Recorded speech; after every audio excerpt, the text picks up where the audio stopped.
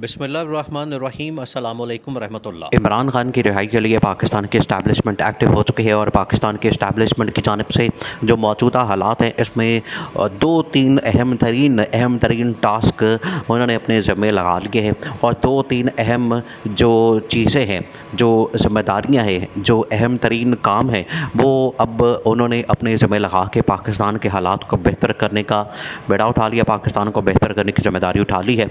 और ये दो तीन काम जो इन्होंने शुरू किए हैं उसके पॉजिटिव नताइज, उसके मुस्बत नताइज भी सामने आना शुरू हो गए हैं।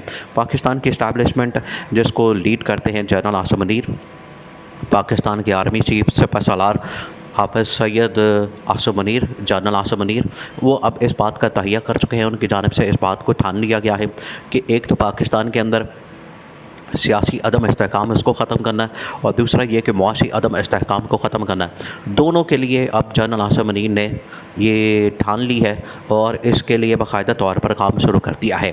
अब आपने इस मामले को समझना है कि किस तरीके से जनरल आसिम मुनीर ने अपने कोर कमांडर्स के साथ मिलकर कराची के कोर कमांडर और कोयटा के कोर कमांडर जो कि जनरल आसिफ गफूर है, कोयटा के कोर कमांडर, उनको जो चैलेंज दिया गया, उनको जो जिम्मेदारी दी गई, उनको जो टास्क दिया गया, जनरल आसिफ गफूर ने उस टास्क के ऊपर सही तरीके से काम किया, ज़बरदस्त अंदाज से काम किया, उस चैलेंज को एक्सेप्ट किया और इसके ऊपर भरपूर तरीके से काम करते हुए बड़ा ज़बरदस्त काम करके जो नतीजा है वो निकाला है, जो इस पर एक्शन लिया है उसके नताइज सामने आना शुरू हो गए हैं।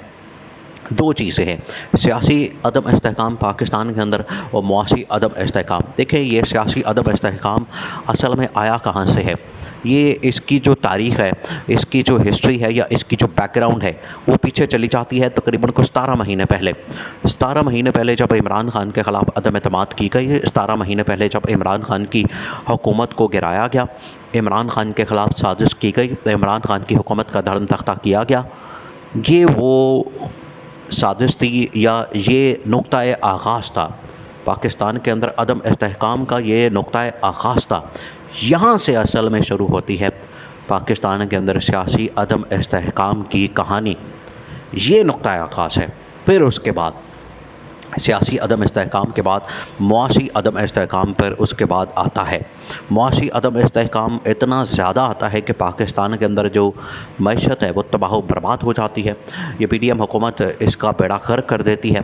पीडीएम हुकूमत अपने केसेस, अपनी लूट मार, अपने लिए एनआरओ हासिल कर लेती है, अपना सब कुछ माफ़ करवा लेती है, अपनी जो मुंजमद फरीज़ जायदादें होती हैं उनको बाजियाब करवा लेती है, उनको ये फ्री करवा लेते हैं और उनको ये क्लियर करवा लेते हैं और आवाम का बेड़ा गर्क कर देते हैं, मईशत का बेड़ा गर्क कर देते हैं और आवाम का कचूमर निकाल देते हैं।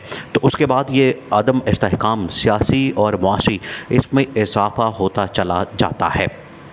आज सूरत हाल ये हो चुकी है कि आखिरकार निगरान हुकूमत तो कुछ भी नहीं कर सकती, निगरान हुकूमत के पल्ले तो कुछ है नहीं। ये जो टेक्नोक्रेट की हुकूमत है, आप इसकी परफॉर्मेंस का, आप इसकी कारकर्दगी का इससे अंदाज़ा लगा सकते हैं कि इनको आए हुए तकरीबन कोई 15-20 दिन हो गए हैं, 20-25 दिन होने वाले हो गए हैं और एक भी इनकी जानिब से कोई ऐसी पॉलिसी, इनकी जानिब से कोई ऐसा रिलीफ, इनकी जानिब से कोई ऐसा काम नहीं किया गया जिससे आवाम को फ़ायदा हो या इस मुल्क को फ़ायदा हो। ना इंतखाबात की तरफ इनका कोई रुझान नज़र आता है या संजीदगी नज़र आती है, ना ही इकॉनमी की बेहतरी की तरफ इस हवाले से इनकी जानिब से कोई कदम उठाया गया। और अब जो बहरान पैदा हुए हैं इनके आने के बाद, जिस तरह से इन्होंने पेट्रोल की कीमतें बढ़ा दी, उसकी वजह से महंगाई का तूफ़ान, उसके बाद बिजली के बिलों की कीमतें बढ़ाने के बाद बिजली के बिलों का बहरान, चीनी का, आटे का बहरान, इनको ये हल करने में मुकम्मल तौर पर नाकाम है और इनसे ये हल नहीं हो रहे।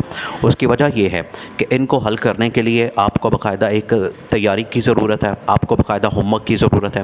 ये जितना टेक्नोक्रेट का सेटअप आया जिसके अंदर ये बड़े अपने आप को तीसमार खान और बड़े महान किस्म के टेक्नोक्रेट समझते हैं, ये पूरी काबीना और पूरा टेक्नोक्रेट का सेटअप, जो अबूरी सेटअप है, जो इंटरम सेटअप है या निगरान सेटअप है, मुकम्मल तौर पर नाकाम हो गया। इस वजह से आर्मी चीफ को मैदान में कूदना पड़ा और उन्होंने आके सारे मामलात को संभाला, उन्होंने आके सारे मामलात को ख़ुद टेकअप किया, ख़ुद उनकी जांच पड़ताल शुरू की है और ख़ुद सारे मामलात को लेकर चलना शुरू किया है। जनरल आसिफ मुनीर ने सबसे पहले तो लाहौर के अंदर मुलाकातें की, फिर उसके बाद कराची के अंदर मुलाकातें की। मुलाकातों का मकसद ये था कि पाकिस्तान में जो कारोबारी हज़रात को मुश्किलात दरपेश हैं, कारोबारी लोगों को जो मसाइल दरपेश हैं, कारोबारी मामलात बड़े ख़ौफनाक और ख़तरनाक होते जा रहे हैं। अब इसमें दो चीज़ें हैं। देखिए, एक तो है कि कारोबारी लोगों के साथ मिल के इस तरह के काम करने जिसकी वजह से वो जो कारोबारी शख्सियात उनको फ़ायदा हो, तो ये तो फ़ायदा बड़ा लिमिटेड है कि इसकी वजह से जो ऊपर बैठा माफिया है, यही वो माफिया है जिसकी वजह से पाकिस्तान के हालात ख़राब होते हैं। यही माफिया जो जनरल आसिफ मुनीर के सामने बैठा हुआ है। देखिए, आर्मी चीफ़ की नीयत तो बड़ी साफ़ है, बड़ी क्लियर है, बड़ी ट्रांसपेरेंट है।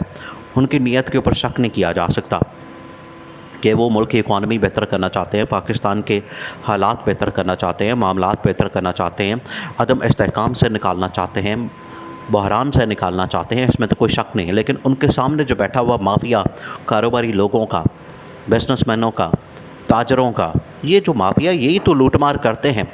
तो इनको आपने रिलीफ दे दिया, ये इनको फ़ायदा पहुंचा दिया। ये तो 50 लोग हैं इनको फ़ायदा हो गया, या 100 लोग हैं इनको फ़ायदा हो गया, चले 200 लोग हैं या 500 1000 लोग हैं इनको फ़ायदा हो गया। जो बाकी 25 करोड़ आवाम है उनको कैसे फ़ायदा होगा? उनको किस तरह से रिलीफ मिलेगा? उनकी कब ज़िंदगी में ये रिलीफ़ आएगा? उनकी ज़िंदगी में कब खुशहाली आएगी? उनकी ज़िंदगी में कब नफ़ा होगा? उनकी ज़िंदगी में कब फ़ायदा होगा? ये सोचने की बात है। तो ऊपर से आपने, इसमें कोई शक नहीं है कि ऊपर से आपने पहले निज़ाम को ठीक करना। असल प्रॉब्लम निज़ाम के अंदर है। ये जो वक्ती तौर पर आप इस तरह के एक्शन लेके कार्रवाई करके कर लेंगे, उससे आपको रिज़ल्ट भी निकल आएगा, लेकिन ये शॉर्ट टर्म है, ये लॉन्ग टर्म नहीं है। अगर आपने लॉन्ग टर्म करना है काम, तवील अगर आपने करना है, दूर का करना है काम, तो इसके लिए निज़ाम बनाने की ज़रूरत है, जहाँ पर ऐसा एक कड़े एहतसाब का निज़ाम हो कि जो भी कोई दो नंबरी करे, जो भी कोई लूट मार करे, जो भी कोई करप्शन करे, जो भी मनी लॉन्ड्रिंग करे, जो भी स्मगलिंग करे, जो भी डॉलर ज़ख़ीरा करे, आटा ज़ख़ीरा करे, चीनी ज़ख़ीरा करे, पेट्रोल के अंदर दो नंबरी करे, जहाँ भी दो नंबरी हो, वो चाहे सरकारी है, ख़ास तौर पर सरकारी इदारे, और हर जगह पर जो बैठा हुआ माफिया। पाकिस्तान के अंदर जो 3-4 बड़ी इंडस्ट्रीज़ हैं, जिसमें एक सीमेंट की इंडस्ट्री, दूसरी टबैको की यानी कि तंबाकू की इंडस्ट्री, तीसरी इसमें जो सबसे बड़ी है शुगर की इंडस्ट्री। अगर ये 3-4 बड़ी इंडस्ट्रियों के ऊपर आप टैक्स नेट में इनको लाएँ और प्रॉपर तरीके से इनको टैक्सेशन में शामिल करें और इनकी जो टैक्स चोरी है उसको पकड़ें, इनकी जानिब से जो स्मगलिंग की जाती है उसको पकड़ें, तो आधे मसाइल हल हो जाएंगे, आवाम को रिलीफ भी मिलना शुरू हो जाएगा। तो जनरल आसिफ मुनीर की जानिब से इस सियासी इस्तेहकाम के लिए इमरान खान की रिहाई सबसे पहली शर्त रखी गई है।